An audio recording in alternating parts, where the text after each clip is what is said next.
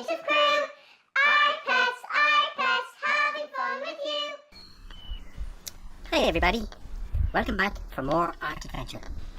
It's another beautiful sunny day here and I'm inspired by the sounds and colours of nature. And so today I'm going to show you how to draw and paint a talking parrot. Here is a quick sketch that I did earlier. You can see it's very colourful and it will be lots of fun to do. So, let's get started.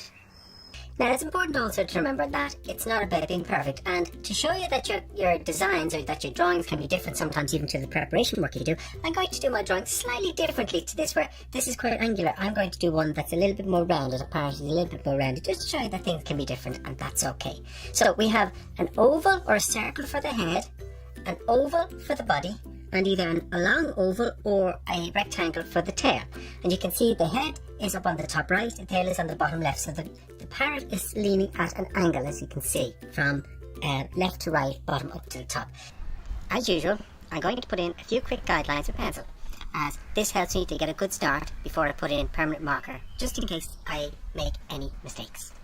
So you can see there's a little bit of space, and we don't do too close to the edge. You can see there's a little bit of space around the head of the parrot, and so we want to show that. So we start with an oval there, and again remember search lines, they don't have to be a perfect line. Then a bigger oval for the body there, and then a long oval or a rectangle for the tail down into the corner of the page there. And that's essentially all I need, just those 1, 2, 3 shapes to get me started. Now I'm going to take my purple marker, rather than outlining it with black. Sometimes I find black a bit too cold and a bit too harsh. So instead today I'm going to use purple. It's a gentle colour and yet strong enough to show off all the different colours I intend to use. Starting on the head, I'm going to start with the feathers on the top of the head. I'm going to start with the feathers here. Just put a little curved line out here, then back across, one cute sitting one out there, and then round out to the front of the face there. On the back of the head again, some loose feathers curving out in a sort of triangular fashion, then a few smaller ones just to make it a little bit more playful, like so. From there back to the front of the beak, we're going to have the beak as an open talking beak. As you can see, there's a gap between them, you can see the tongue inside.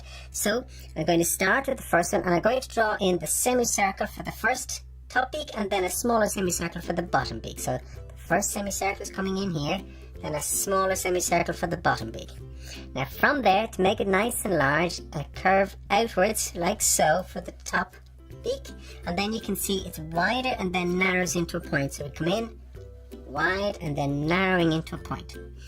The nostril shows just here.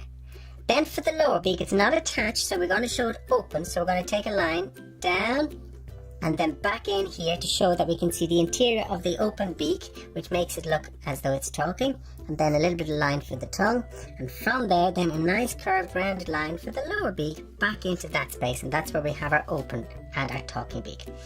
From there, whereas this comes across, I'm going to play that out slightly differently. So I'm going to have the line of the shoulder coming back this way, and then I'll have it sweeping down, and I'm going to join that with the line from the beak coming down and then starting to round and have a little feathery effect here. So I'm going to divide up the spaces on the body where you can see the feathers.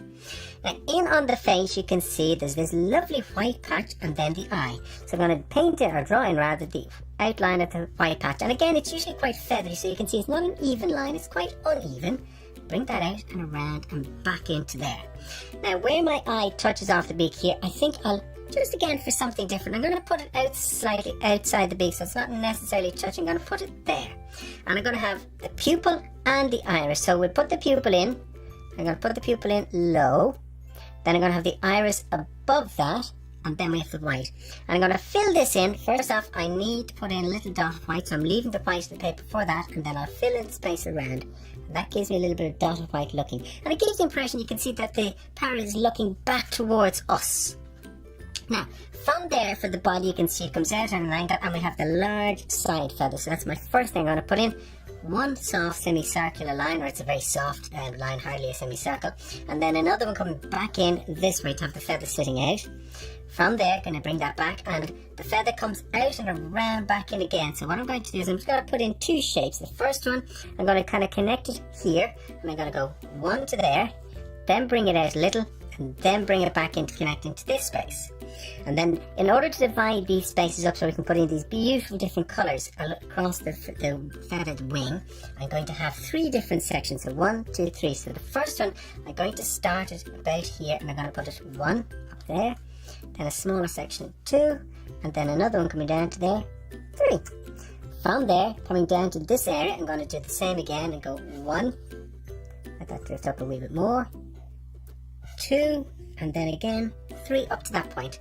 And then down here, I'm just going to put in a line to suggest the idea that there's different colours and feathers into that space. So you have the top, the middle, and the bottom into that space. Now, I think I could also, in order to divide this up a little, I could put more lines in here if I wanted more colours on the feathers, and that's something I'll consider when I have the drawing complete. But for now, we leave it just as the 3 colours as we have it. You can see I actually have 4 here, and this I only have 3.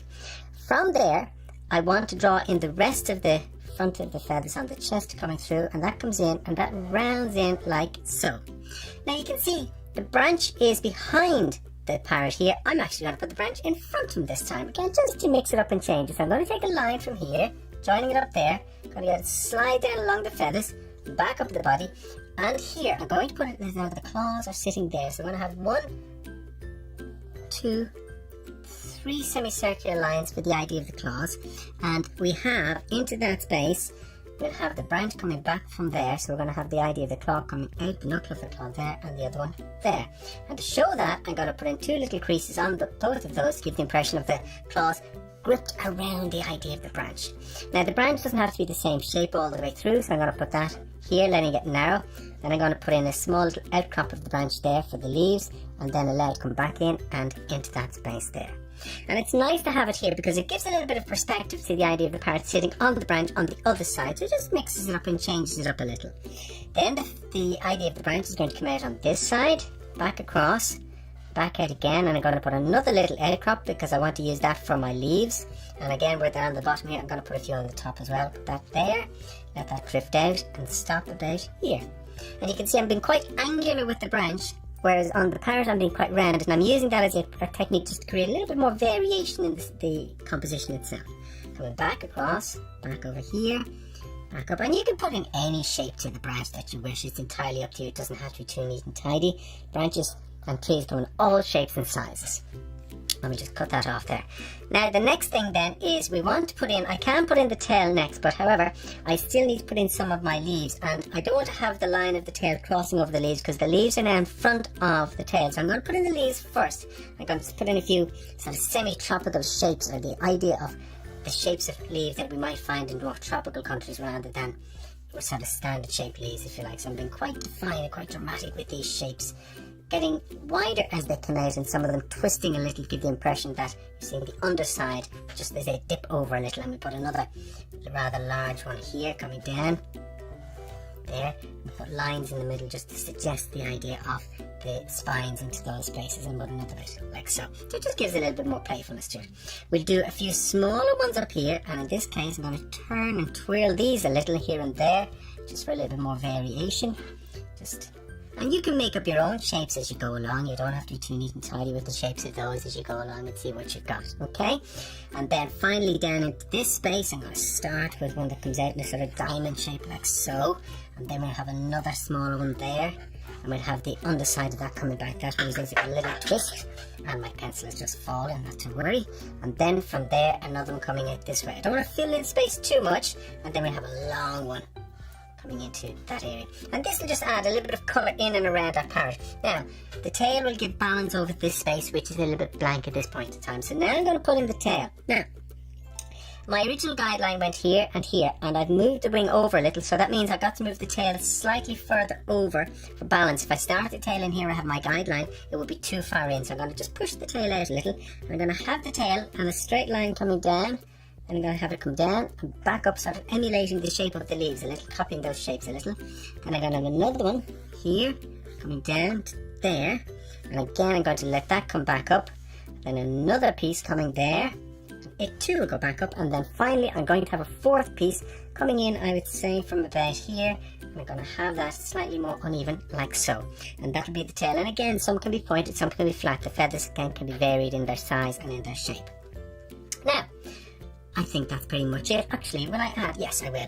I'll put in one or two smaller little leaves then over here, just for something a little bit playful, just to get balance.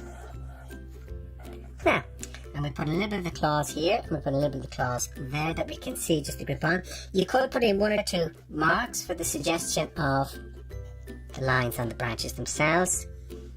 I think I will actually add in an extra section onto the feathers so that I can put in 4 rather than 3 colours along the feathers. So I'm going to just come in here and I'm going to just pattern up there a little bit like so that I can use, as I said, a little bit more variation in my colouring. And I'm going to put 1 or 2 lines to the feathers like so that they look that little bit busier and more feathery. And I'll do the same just down here. That's as much as we need to do for our drawing. I'm just going to take a moment to rub out my basic guidelines and then I'm going to start colouring it. For a change, I'm going to use paint markers. These are acrylic paint markers. They're fun to use and also very easy. They mix very easily together too. Now, as I said, these paint markers are very easy to use and you can mix them together as you would normal paints, and they're very simple and very straightforward. I always like to have a tester sheet just to test and see how the colour is going to work before I put it down in my drawing, because oftentimes you might put down the colour and you don't have as much choice to change it as you might like. I'm going to start with my light colours, which are my yellow, and I'm going to use that for the part of the feather and also on the beak. Now with these you have to shake them a little first, like so, just give them a little bit of a shake, and then from there I press it down just to bring the paint to the surface. And I'm going to start up here on the beak, and I'm going to do that in a nice warm yellow.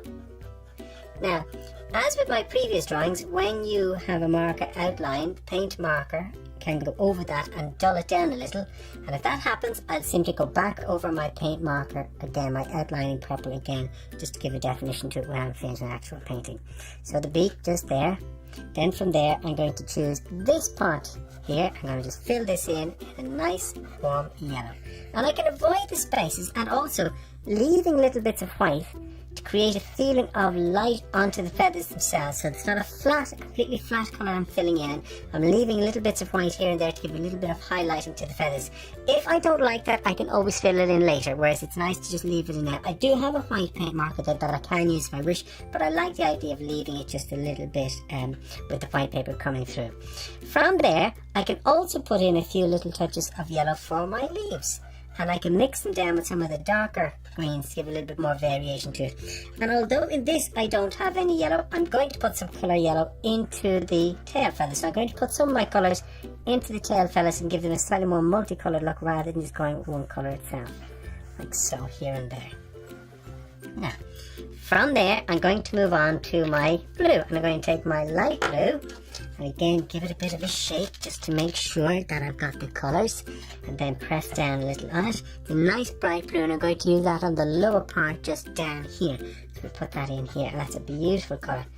And once again leaving little bits of light to give the impression of highlight onto the feathers. Now, like so. Then from there I'm going to go to my pinkish colour, my magenta type colour, and once again shake it and push it down to bring the paint to the surface and put that in here to give a little bit more playfulness and liveliness to it. And just working in simple straight lines for that effect coming through. And it's a really nice idea of just colouring liveliness. I'm going to take some of that pink and bring it down here to the tail feather. Just fill in this outside section. And it's, as you can see, they go on really easily and very smooth, and so they're like using heavy markers if you like, and I really like that effect. Put a little bit more colour here and there into that space. I'll put a little bit running through there. Now, I didn't put any of my blue into the tail feather, and I think I shall do that now. So just on the outside here, I'm going to put a little bit of blue. You can see as it goes over the yellow, it mixes a little and you get a slightly lighter green, which is a nice idea. It's a nice effect.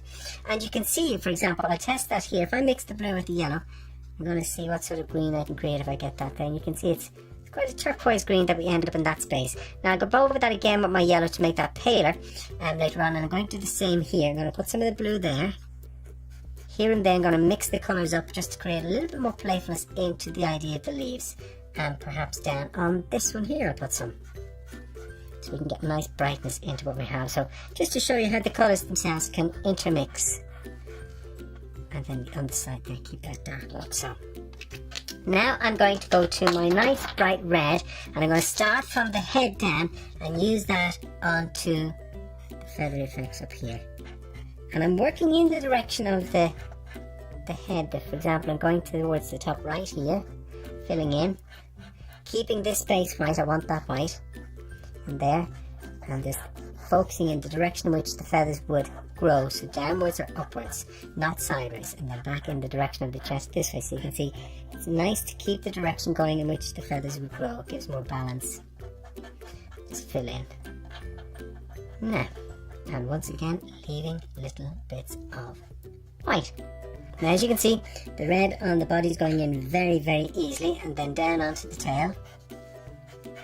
If the first layer of colour you put down is not strong enough, don't be afraid to go back over it. So for example, if I want to make the colour red on the head stronger, I'll just give it a second coat over that. Now it's usually better to wait till the first coat is dry, and I think I'll do that because you get much more strength, whereas if it's wet when you're putting it down, it doesn't have the same definition.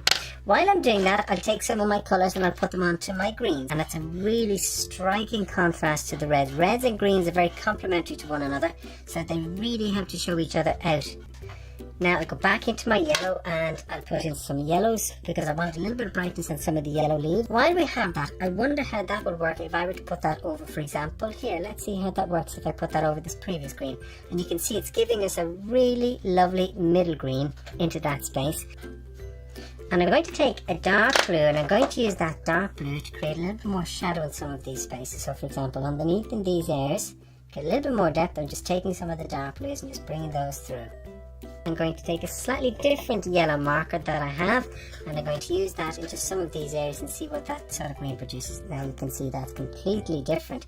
This is a much more luminous yellow marker that I'm using, and it gives a much more vibrant quality into some of those, and I like that, so I'm just going to put that in there. So you can see you can experiment with the idea of the different colours that you use. I use a little bit of yellow for the claws. Use a little bit of yellow for the claws. So, inside I'm going to go with my orange marker. Whoops, I'm going to go with my orange marker inside the mouth, and I'm going to put a little bit of that just in there. A light bit of colour. Now onto the branch, I'm going to start with black. I'm going to put in my black first and let that dry, and then going to over it with red and yellow to create my browns. I'm just going to come in, put in my black here. As you can see, I've experimented with a few of my colours. I've gone back over the head and given it a second coat of red to give a little bit more depth to that colour. And I've touched up on some of my greens and made them a little lighter here and there. I've gone over the branch with my yellow and my red to make the black that I put down first, now a brown. And I've added in a few extra colours. For example, I used my white paint to create some highlights here, and I used some touches of orange on the yellow to give a little bit more vibrancy. And so now I'm just going to finish off the composition of the drawing itself, or the painting rather, with my purple marker, just going back over my purple outlines and just refreshing them where they've diluted down a little because the paint marker going over was stronger than the purple colour itself. So just essentially tracing back over the line that I had first time around. And that brings us to the end of our talking parrot. And the reason I say talking parrot is if you wanted to add a little bit more fun to your drawing, you could always put a talking bubble in here in this space, and into that write whatever you want it to be, something funny or a greeting or anything of that nature, whatever you decide to put in yourself. Otherwise, as you can see, we have our two parrots, my original quick sketch that I did as a prep work, and then my finished piece. And you can see there's a difference between the two, but both work very well on their own. So there's whichever one you decide to copy, it's entirely up to you, both will work. I hope you enjoy doing it, and as usual, I'll put a little mount on it to show you what it looks like finished. And so here we have our finished painted parrot with our purple mount. I went for a purple violet mount because I feel it really adds a sense of vibrancy to the colours, picks up on the reds and picks up on the greens and makes them stand out a little bit more, and gives a lovely feeling of excitement and fun to the painting itself. And that's what yours will look like if you use a purple mount. In the meantime, I hope you have a lot of fun and a lot of playtime and art adventure doing your parrot, and that brings me to the end. I hope you enjoyed drawing and painting your parrot, and you can always add in your own colours and background. See you soon for another art adventure when Princess Kitty will show you how to draw and paint a panda. In the meantime, subscribe and hit that bell to keep up to date with us, and also share and have art adventures with your friends. Bye for now. See you soon. Bye.